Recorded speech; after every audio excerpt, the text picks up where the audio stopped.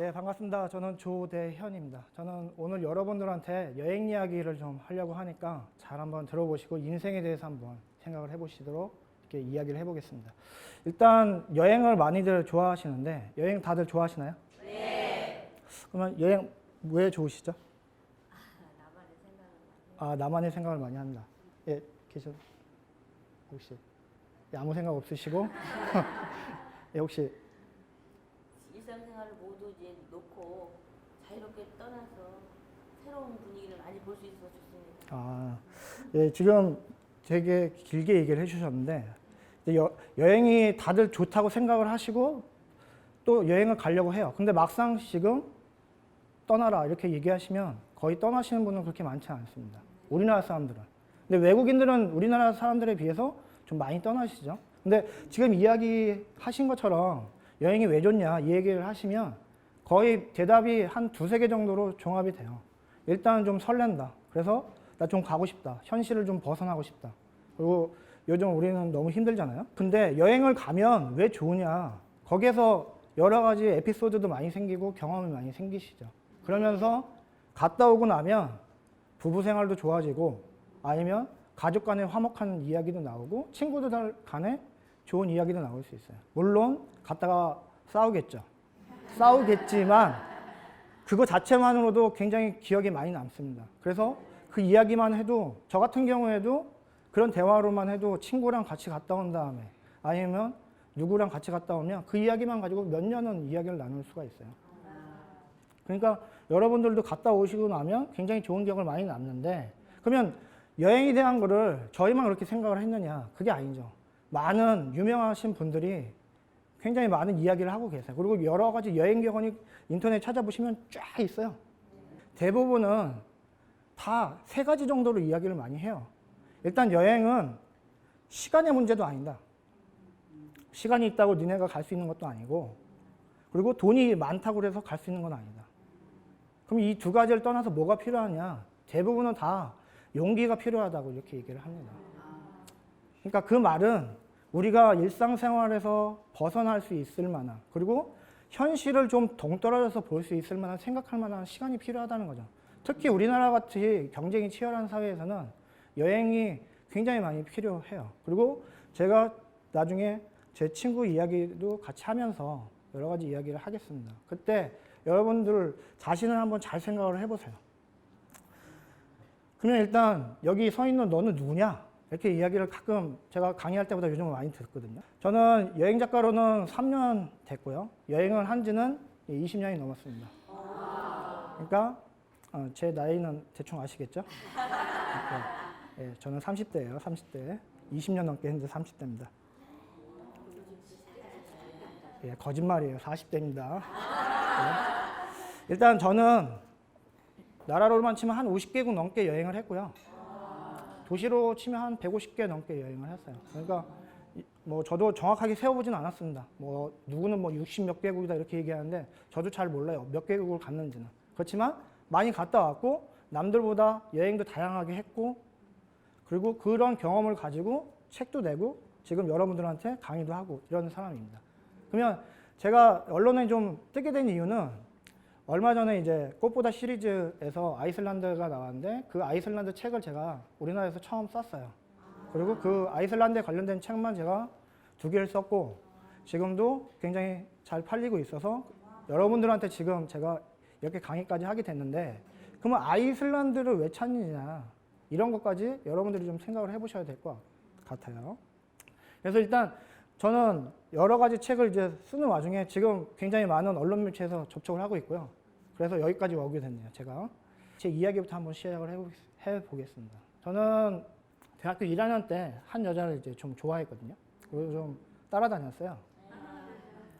물론 이제 따라다녔으니까 결과는 안 좋았죠.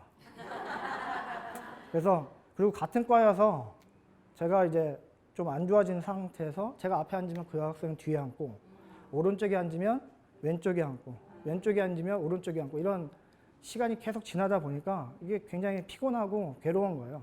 그때 당시에는 별것도 아닌 것 같은데도 불구하고 지금 이 상황이 괴로운 거죠. 그래서 군대를 가야 되나 이렇게 고민을 하고 있는데 선배 누나가 여행을 한번 갔다 와라. 배낭여행이나 이런 걸 갔다 오면 네가 좀 다르게 생각할 수 있으니 그걸 해보고 나서 군대를 가는 것도 괜찮다. 이렇게 저한테 이야기를 하는 거예요.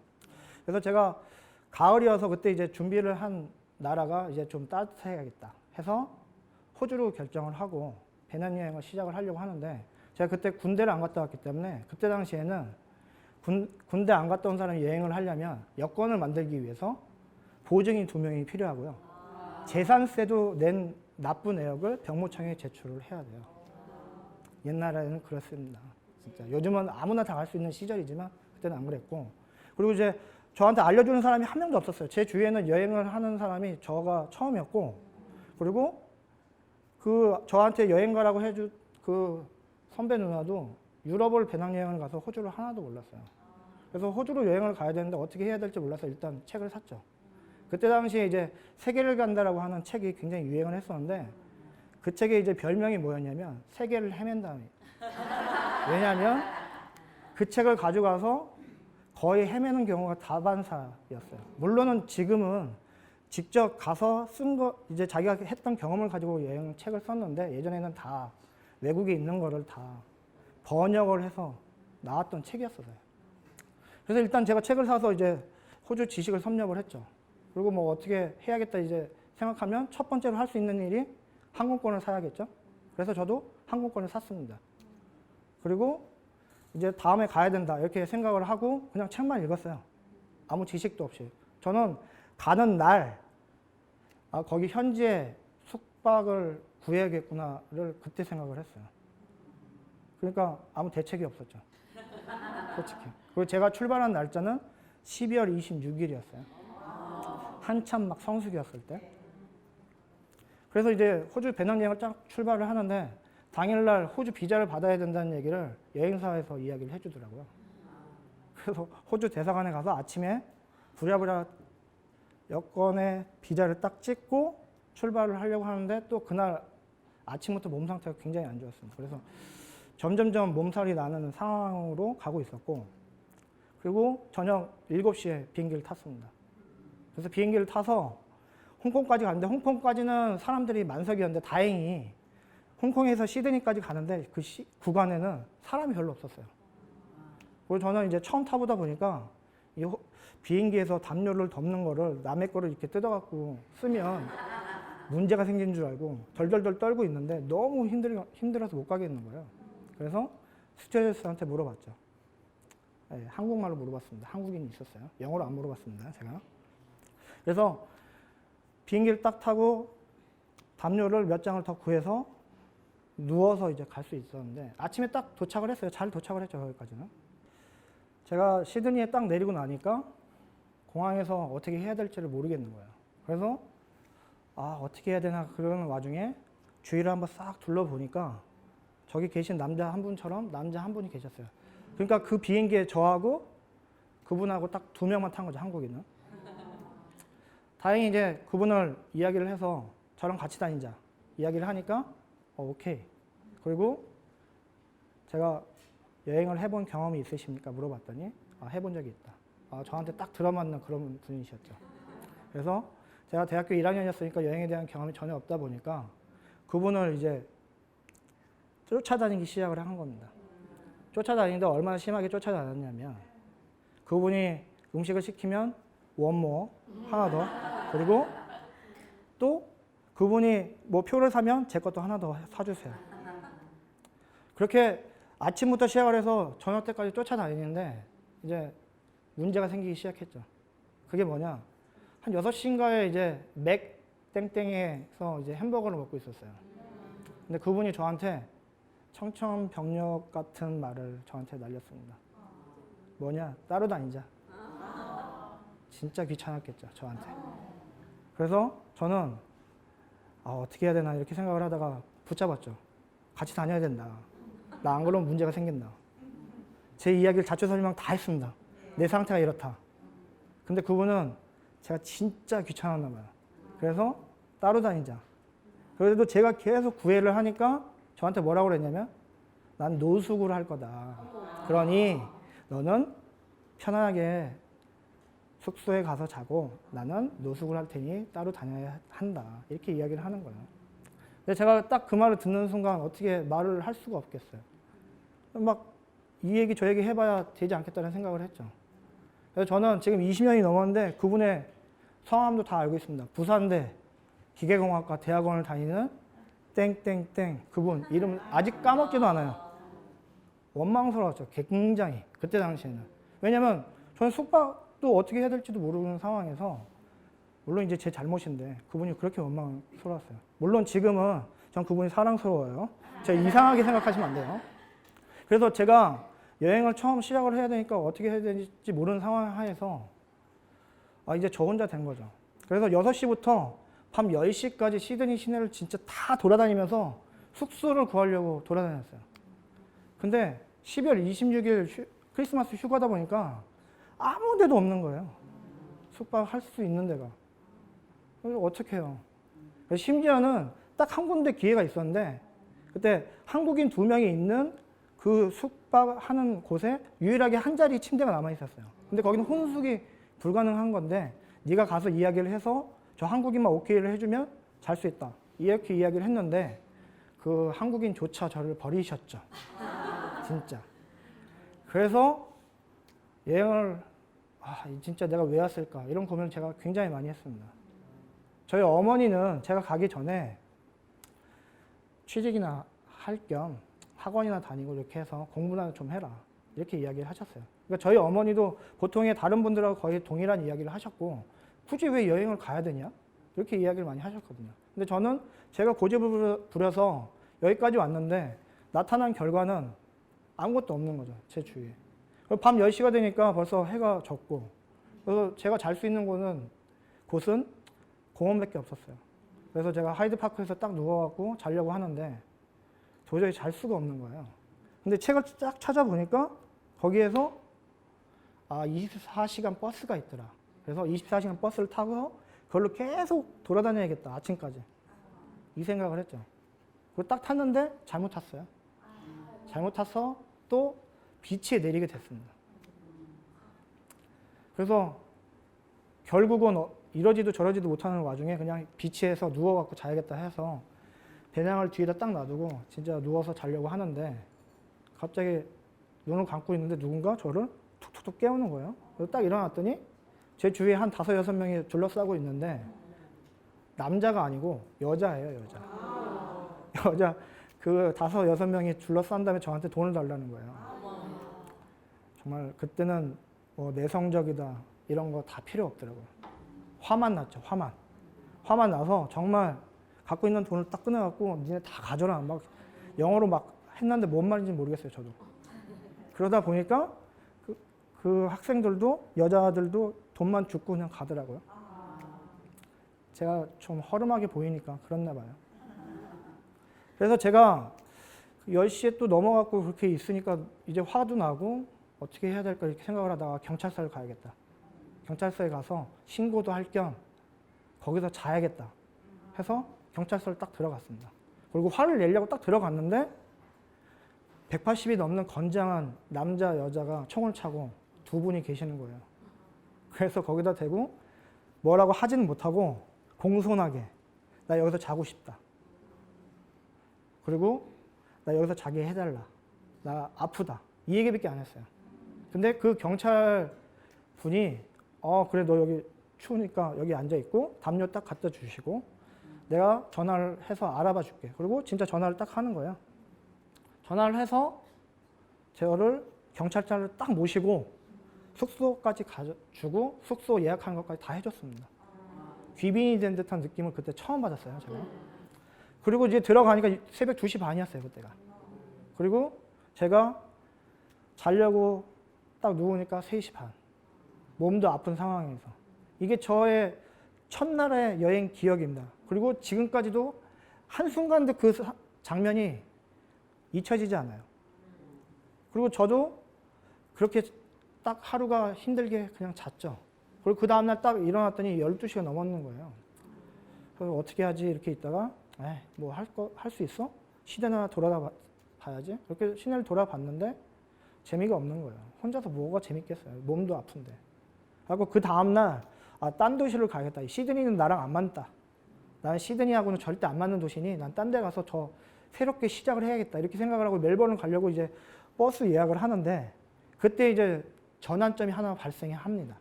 그게 뭐냐? 제가 호주 그 버스 회사에 가고 예약을 하고 나오는데 웬 흑인분께서 저한테 질문을 하는 거예요. 그리고 뭐라고 그랬냐? 야, 숙소 아는 데 있으면 좀 알려달라. 그건 제가 좀 뭔가 아는 사람이었나 봐요. 저는 완전 초짜였는데. 그래서 제가 숙소에 나오니까 그 숙소에 당신이 들어가면 되니까 내 이야기를 해주겠다. 이렇게 해서 데려갔죠. 근데 없는 거예요, 숙소가. 그래서 왜 자리가 분명히 있었는데 왜 없지? 하다가 미안해서 이제 그 흑인분하고 같이 계속 돌아다녔습니다. 그 흑인분의 이름은 모하메드였어요. 모하메드. 이슬람을 믿고. 그래서 그 모하메드하고 같이 제가 돌아다녔는데 계속 숙소에서 다 노 하는 거예요. 그래서 그 모하메드가 미리 전화로 예약을 한 다음에 들어가더라고요. 나중에 알고 보니 그때까지는 그래도 호주가 굉장히 백호주의가 심해서 흑인을 숙소에 오는 것을 굉장히 싫어했던 거죠. 근데 이제 제가 한 3시간 정도를 그 모하메드하고 같이 돌아다니다 보니까 그 모하메드가 제가 좋았나 봐요. 그래서 모하메드가 저한테 뭐라고 그랬냐? 같이 우리 있자. 그래서 나 멜버른 가야 된다. 얘기를 했더니 그거 내가 취소해주고 내가 다 알아서 해줄게. 그리고 나랑 좀 있자. 해서 제가 그 모하메드하고 3일 반을 있었어요. 둘이 졸졸 쫓아다니면서 제가 그 모하메드한테 뭘 배웠냐? 여행하는 방법을 그때 모하메드한테 배웠어요. 모하메드는 그때 출장을 온 거였는데 저를 위해서 굉장히 많은 시간을 할애를 해주면서 호텔도 그냥 재워주고 그 다음에 먹을 것도 굉장히 많이 사주면서 제가 여행을 시작을 할 수가 있었습니다. 그래서 제가 굉장히 많은 고생을 했지만 여행에서 뭔가 얻는 게 시작이 됐었던 그 시기처럼 모든 사람이 저만 그런 줄 알았어요. 저는 원래. 근데 제가 강의를 많이 하고 이분 저분 컨설팅도 해드리고 하면서 배운 건 뭐냐? 저랑 다들 똑같은 질문을 하시고 저랑 똑같은 생각을 하시면서 여행을 두려워하시는 거예요. 근데 저는 그냥 막 무작정 떠났잖아요. 여러분들한테 제가 무작정 떠나라는 거를 얘기하는 건 아닙니다.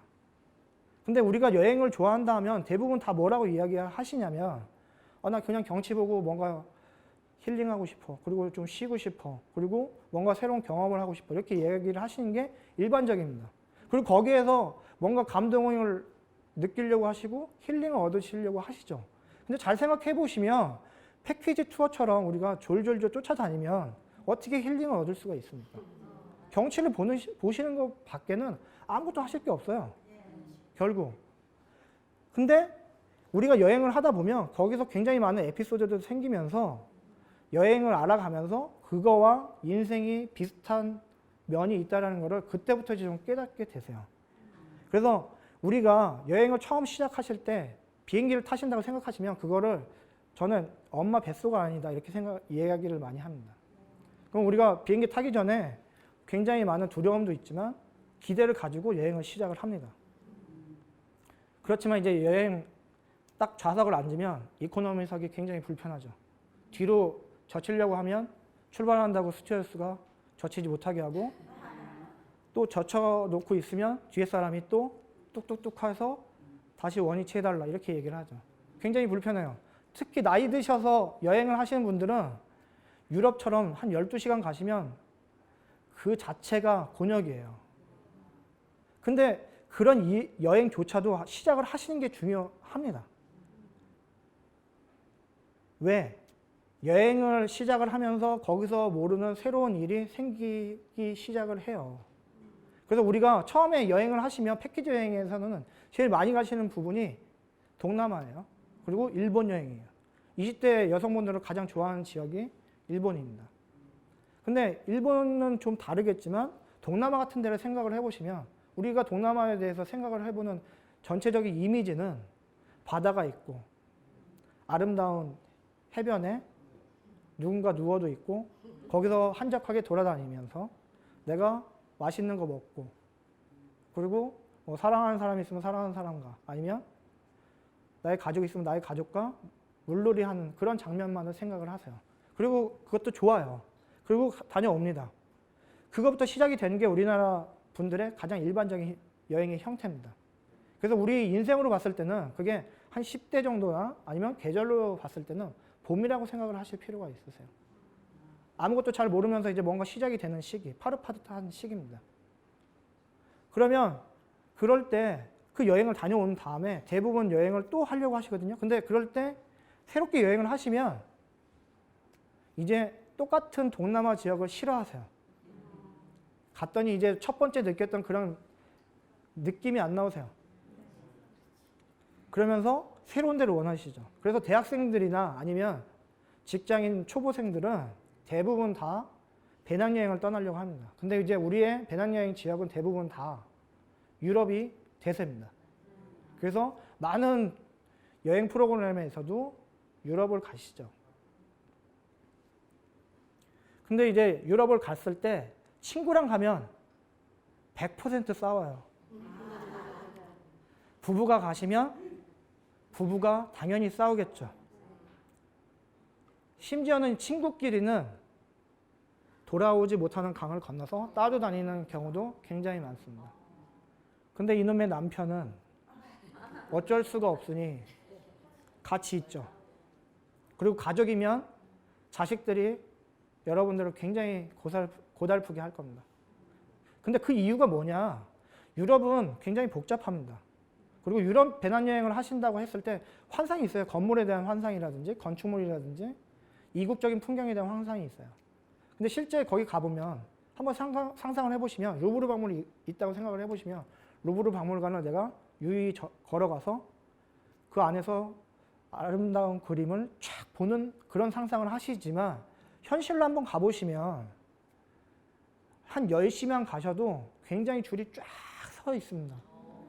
12시에 가시면요 3시간 정도 기다리셔야 해요. 근데 3시간 기다릴 때 그늘이나 있냐? 없습니다. 그러면 그 기다릴 때 지쳐서 이제 쓰러지는 경우도 있고 보통은 다 다른 데로 가죠. 그래서 루브르 박물관은 사진만 찍고 옮겨가는 여행이 시작되기도 합니다. 근데 그런 여행조차도 좋아요. 그리고 대부분 친구끼리 싸우는 주 이유는 뭐냐? 버스라든지 기차를 놓치는 경우가 생겨요. 왜냐면 여자분들은 준비를 하시다가 늦죠. 그래서 10분 전에 도착을 했는데 플랫폼이 어딘지를 몰라요. 그래서 플랫폼을 딱 타려고 하면 기차는 영화처럼 떠나고 있죠. 그러면 그때부터 싸움이 시작이 됩니다. 너 때문에 이렇게 됐어. 그렇게 시작이 돼요. 남편하고 다니시면 술 때문에 문제가 생기실 겁니다.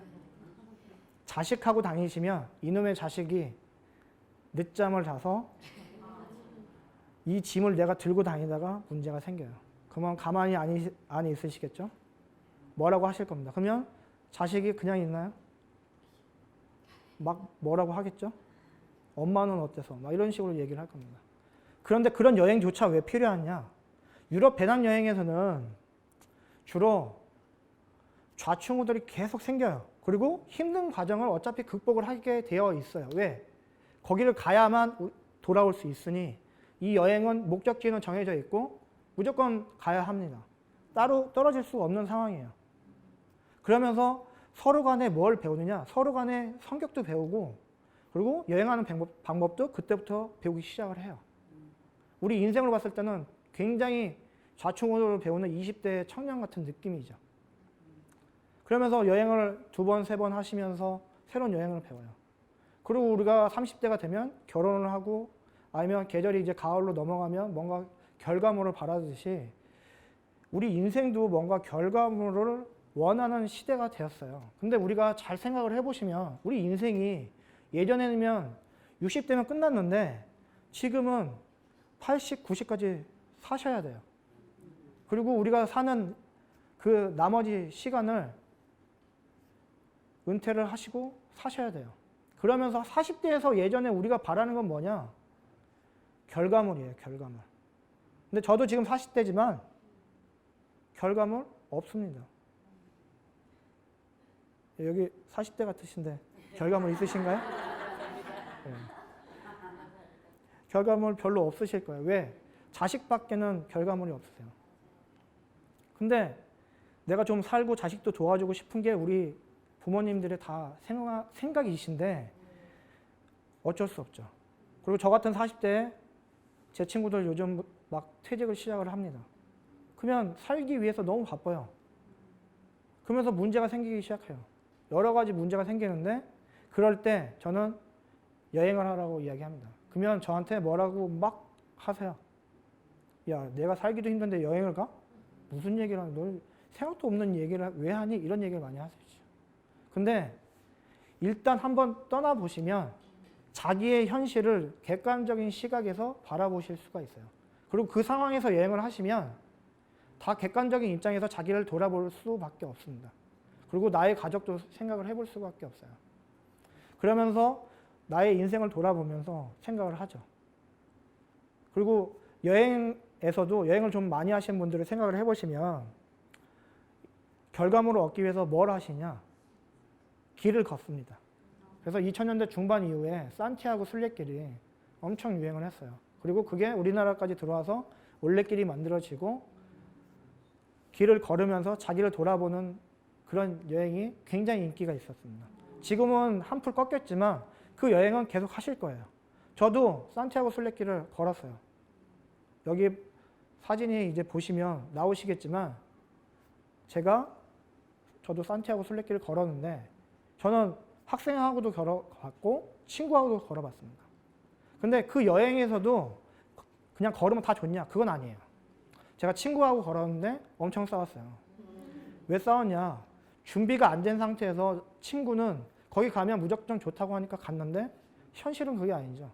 매일 23km씩 걸으려고 하고 그거를 한 달 동안도 걸어야 되고 최소를 걸으려고 해도 5일 이상을 걸어야 해요. 그러면 힘들죠. 근데 저는 친구한테 야 내가 너 배낭 정도 들어줄게 이렇게 얘기를 했는데 하루 들어줬어요. 하루. 이틀째부터 계속 들어달라는 거예요. 근데 저도 힘드니까 못 들어주죠. 그러다 보니까 친구가 저한테 굉장히 많은 화를 냈죠. 준비가 안 된 상태에서 우리가 결과물을 얻어먹을 수 없듯이 길을 걷는다고 우리 인생이 좋아지는 건 아닙니다. 그리고 인생에 대해서 생각해 볼 수 있는 시간이 있냐? 그건 아니에요. 자기만의 여행을 생각을 해보셔야 돼요. 그거는 어떻게 배우느냐? 여행을 하시다 보면 자기만의 여행 스타일이 생깁니다. 저 같은 경우에는 길이랑 길은 다 걷고 있거든요. 세계 10대 트레킹 코스를 제가 지금 다 걷고 있어요. 그럼 저는 그게 좋아요. 근데 좋으세요? 네. 좋으세요? 절대 싫어하시겠죠? 제가 누구한테 1000만 원 줄 테니까 같이 가자 이렇게도 얘기를 해봤는데 절대 갈 수 없다. 너나 가라. 이렇게 이야기를 합니다. 대부분 여러 가지 생각을 하지만 그렇게 힘든 거 싫어하세요. 그런 분들한테 여행을 가라. 길을 걸어라. 이렇게 하실 필요가 없으세요. 단지 자기를 뒤돌아볼 수 있는 시간적인 여유를 마련을 해야 하는데 그게 우리나라에서 국내 여행이 될 수도 있고 해외 여행이 될 수도 있습니다. 그런 기회를 근데 다 가지셔야 해요. 왜? 우리가 나머지 은퇴를 한 다음에 나머지 생활을 살려면 돈만 가지고 우리가 은퇴가 되느냐 그리고 나머지 인생이 될 것이냐? 아닙니다. 제가 제 친구들 중에서도 굉장히 잘 나가는 친구라든지 아니면 여러 가지 직업을 가지고 활동을 하는 굉장히 많은 사람들이 있는데 그런 사람들이 다 행복하냐? 아니면 저의 선배분들이 진짜 행복하냐? 아니에요. 제가 여행 강사로 이제 나오게 된 계기가 뭐냐? 제 이제 중학교 굉장히 친한 친구가 있었어요. 근데 이제 조금 사이가 안 좋아진 와중에 이제 한 몇 년 안 보고 있었는데 제가 그때 이제 사업을 하다가 사업이 쫄딱 망했습니다. 저한테 남아있는 게 빚밖에 없었어요. 저도. 그래서 저도 어쩔 수 없이 하도 독촉을 받으니까 나쁜 생각을 하죠. 그게 저만 그런 게 아니고 다른 분들도 다 그렇게 생각을 하실 겁니다. 벤처를 하다가 잘못되면 벤치에 나앉는다 이런 얘기가 있거든요. 저도 벤치에 나앉게 된 거죠. 그 와중에 이제 갑자기 그 친구가 생각이 나는 거예요. 그리고 제가 친구는 보고 죽어야겠다 이런 생각도 좀 하게 되고 그래서 그 친구 전화번호를 몰라서 다른 친구한테 연락을 해서 전화를 했죠. 근데 전화를 안 받길래 왜 그러나 하다가 다시 다른 친구한테 물어봤는데 야, 너 어떻게 알고 전화했니? 이렇게 저한테 물어보는 거예요. 무슨 얘기냐 했더니 친구가 정확하게 10일 전에 자살을 한 거죠. 그 친구는 저희 한국 사회의 기준에서는 굉장히 엘리트의 삶을 살고 있었습니다. 대학교 좋은 데 갔고 회계사 하고 평범하게 잘 살고 있었어요. 근데 뭐가 문제가 있었는지 모르지만 극단적인 선택을 한 거죠. 누가 봐도 선택을 할 수 없는 상황이죠. 근데 선택을 합니다. 이게 지금 우리의 사회의 이미지예요. 그래서 제가 그때 뭘 생각을 했냐. 나는 얘랑 뭘 하고 싶었을까 생각을 해봤습니다. 근데 제일 아쉬웠던 게 뭐냐. 그 친구하고만 여행을 못 간 거예요. 해외로. 그래서 그게 제일 아쉬우면서 저도 극단적인 선택을 하지 않게 마음을 고쳐먹었죠. 저는. 그게 마치 저한테 이야기를 하는 듯한 그런 생각을 하게 됐죠. 저도. 그러면서 저도 많은 사람들한테 이야기를 하고 여행이 좋다고 이야기를 합니다. 대부분 저한테 심한 얘기도 하시고 하시지만 일단 갔다 오고 나시면 저한테 카톡이나 문자로 연락을 주세요. 제가 항상 강의를 하고 나면 전화번호를 드리거든요. 그러면 저한테 그 얘기는 꼭 하세요. 그리고 그것이 나이가 많다 적다의 문제는 아니고 생활이 좋다 나쁘다의 문제도 아닙니다. 우리는 여행을 하면서 우리 인생을 한번 되돌아볼 수 있듯이 여행을 하면서 새로운 것을 알게 됩니다. 근데 지금 꽃보다 시리즈에서 아이슬란드를 갔는데 그럼 거기를 왜 갔느냐? 잘 생각해 보시면 거기 우리나라 남한 정도의 면적에 인구는 32만 명밖에 안 살아요. 그 32만 명은 우리나라 성수동 인구보다 작습니다. 그리고 그마저도 수도인 레이카비크의 3분의 2가 살아요. 다른 도시에는 거의 살지 않아요. 남부 최대의 도시인 비크에 500명 살고요.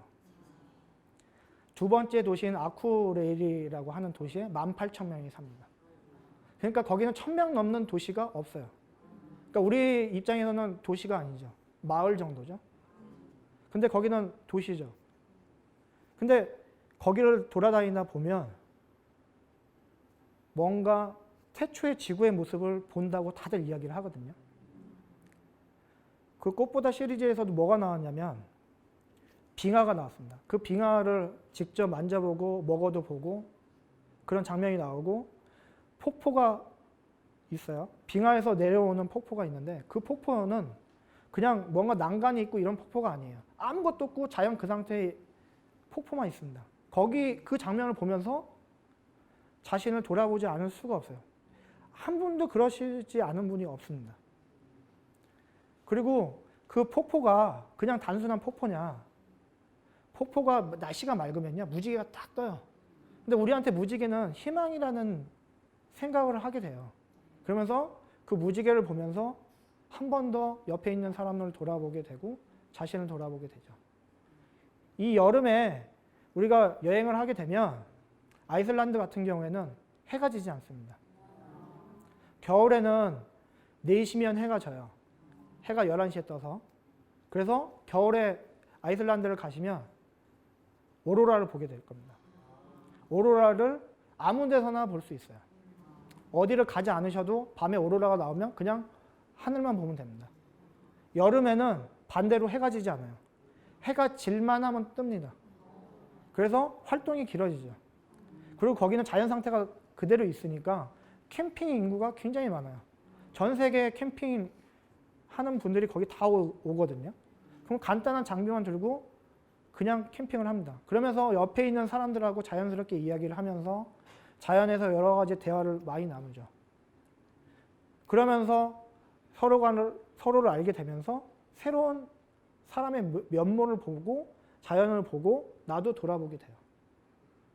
그러면서 이 아이슬란드라는 곳에서 새로운 기회를 얻어가겠다 이런 생각을 많이 하세요.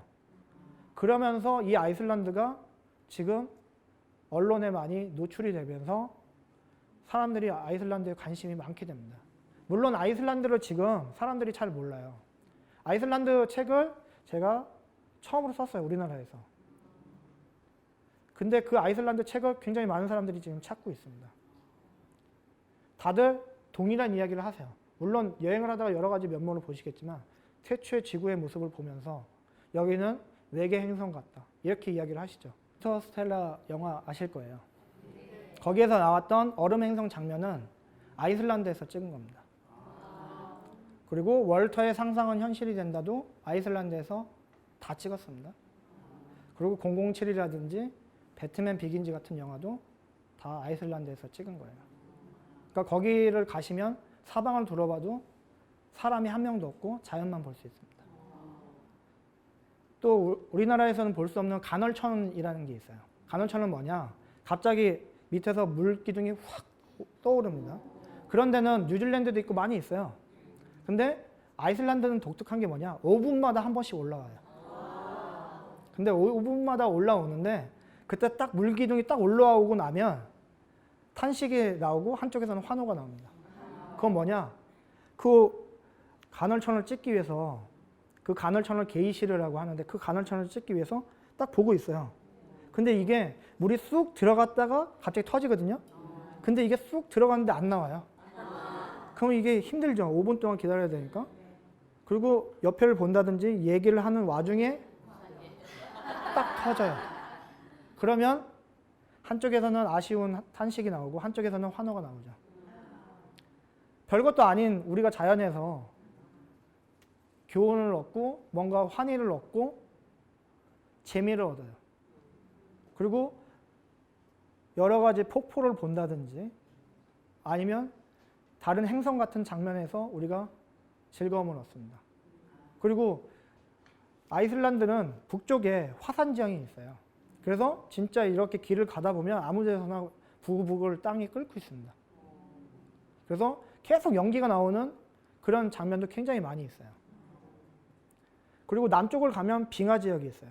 그래서 거기 빙하에서 빙하를 직접 만져볼 수도 있고 빙하를 올라서 직접 트레킹도 할 수 있는 그런 경험을 해보실 수 있어서 아이슬란드를 불과 얼음의 땅이다, 이렇게 이야기를 합니다. 근데 나이 드신 분들이 가면 나는 무슨 재미가 있냐? 온천이 아주 좋아요. 그래서 세계인의 버킷리스트라고 하는 블루라군이 그 아이슬란드에 있습니다. 그리고 가격도 비싸죠? 비싸며. 근데 다른 온천을 가시면 안 비싸요. 우리나라 돈으로 10,000원 정도만 내시면 온천을 들어가실 수 있는데 우리나라 같은 온천이 아니고 에메랄드 빛이 쫙 펴져 있는 노천 온천입니다. 거기에 몸을 담그시고 해는 아직 떨어져 있지 않아요. 해는 떠 있고 거기에서 딱 누워서 하늘을 보면서 자기를 생각을 하면서 생각을 여러 가지를 하면서 옆에 분들을 보실 거예요. 그럴 때 우리가 뭘 생각을 하냐? 자연을 보면서 우리가 위로를 받습니다. 그리고 꽃보다 시리즈에서도 정상훈이 울었거든요. 폭포를 보면서. 근데 그런 분들이 많으세요. 저도 친구를 생각하면서 눈물을 떨어뜨렸고 다른 사람들도 개인만의 생각으로 다들 위로를 받으면서 눈물을 흘리죠. 그러면서 자연 앞에서 우리가 인간이 얼마나 나약한지 그리고 거기에서 내가 어떻게 살아야 하는지를 알게 되실 거예요. 그래서 아이슬란드뿐만 아니고 네팔이라든지 뉴질랜드라든지 자연을 볼 수 있는 곳은 굉장히 많습니다. 그런 곳에서 우리가 시시각각 달라지는 자연 풍경에서 나 자신을 볼 수 있고 이 여행에서 인생을 생각하게 될 겁니다. 여러분도 그러실 거고 저는 그런 경험을 지금 이미 경험을 했죠. 그래서 그렇지만 그 상황 하에서도 여러 가지 악조건이 나오면서 옆에 사람과 악조건을 극복을 하면서 여행이 끝날 거예요. 그 여행이 끝나는 그 시점에는 옆에 사람이 나의 왼수가 아니고 나와 동반자이고 나한테 꼭 필요한 사람이 되어 있을 거예요. 제가 올 초에 친구하고 아이슬란드를 여행을 했어요. 그러면서 그 친구가 퇴직을 했습니다. 그 친구가 퇴직을 해서 저는 이 친구한테 뭘 해줄 수 있을까 하다가 같이 여행을 하자. 그 친구는 안 좋은 상황이었는데 저는 여행을 하자고 제안한 거죠. 옛날 같았으면 그 친구는 노 했을 거예요. 근데 제가 이야기를 했었을 때 이번에는 한번 가야겠다 해서 아이슬란드를 같이 갔습니다. 그리고 그 친구하고 저는 서로 간에 한 30년 넘은 친구였는데도 불구하고 몰랐던 거를 거기서 많이 알게 됐어요. 그러면서 둘이 아이슬란드 겨울에 한 11시에 해가 뜨는데 그 해가 떠오르는 그 장면을 보면서 서로 둘이 말없이 한 3, 4분을 있었어요. 그 해가 떠오르는 장면을 보면서. 그리고 그 해를 보면서 뭔가 희망이라는 단어를 찾게 됐어요. 그리고 저만 그런 줄 알았는데 그 친구도 그거를 보면서 그 생각을 했죠. 그러면서 저한테 한마디 했습니다. 야, 여기 오기 진짜 잘했다. 나 여기서 여행 경비 다 뽑았어. 나 여기서 새로운 뭔가 희망을 찾을 수 있을 것 같아. 그리고 그 지금 친구는 새롭게 다시 다른 일을 찾아서 일을 하고 있습니다. 퇴직이라는 제일 암울한 순간에서 친구는 뭔가 자기를 돌아보면서 새로운 생각을 하고, 그리고 저는 그 친구한테 도움을 줬고, 그런 경험을 둘이 공감을 했고, 서로 간에 그 공감을 가지고 우리 둘이는 더 돈독한 친구가 됐죠. 우리가 나이가 들면 자기를 돌아보는 거에 급급해서 남을 돌아보는 거에 인색해집니다. 그 인색해질 때 친구랑 나눌 수 있는 뭔가 시간이 필요하실 거예요. 그거는 친구뿐만 아니고 가족도 마찬가지입니다. 그 가족, 친구에서 여러분들의 동반자가 생기세요. 그 동반자를 꼭 잡으시고 인생에 남은 활기를 찾으신 인생으로 나머지를 사시길 바랍니다. 저는 그 인생을 지금 없는 제 친구한테서 받았고, 실제로 많은 경험을 많은 사람들과 공감을 하고 있습니다. 그런 공감 하에서 제가 여러분들에게 강의를 하고 있고, 그런 공감을 여러분들이 다른 분들과 더 많이 나눠서 우리나라에서 정말 우리가 재미있게 행복한 인생을 살아갈 수 있게 이렇게 하길 바라요. 그런 여행을 여러분들도 하시기를 바라고, 꽃보다 할배에서 신구 선생님께서는 자신을 돌아볼 수 있는 여행이 이렇게 늦게 온 것이 한탄스럽다 이렇게 얘기를 하셨듯이, 여러분들도 조금 더 빨리 여행을 경험을 하시면서 자기 인생을 찾아가시면 새로운 삶을 사실 거고, 옆에 사람도 나의 동반자이고, 우리가 이렇게 경쟁이 치열한 사회에서 살지만 이 치열한 사회에서도 나의 한 곳에는 나를 믿어줄 수 있고 나를 도와줄 수 있는 사람이 있을 것이라는 희망을 가지면서 여러분도 사실 수 있으세요. 저도 제 친구가 곁에 없고 그럴 때마다 저도 느낌이 슬프죠. 그렇지만 그 슬플 때에도 저도 그 친구를 생각을 합니다. 그리고 새로운 희망으로 여러 가지를 살고 있어요. 그리고 지금은 그런 경험을 많은 사람들하고 공감하면서 나누기 위해서 제가 강의도 하고 있으며, 그리고 여러 가지 컨설팅도 하고 있습니다. 그러면서 그 사람들이 달라지는 모습에 저는 기쁨을 느끼죠. 그리고 많은 분들이 저한테 진짜 문자라든지 이런 메시지로 저한테 이야기를 해주세요. 저는 그거에 감사하고 그렇게 생활을 하고 있습니다. 그리고 그러면서 이런 많은 느낌을 다른 분들하고 공감을 시켜야 하고 많은 분들하고 나눠야 하겠다, 이런 생각을 하고 있습니다. 여러분들도 자신의 현실을 너무 슬프다 이렇게 생각하지 마시고 새로운 자신을 찾아가시는 여행을 해보시기 바랍니다. 오늘 제 강의 여기까지였습니다. 감사합니다.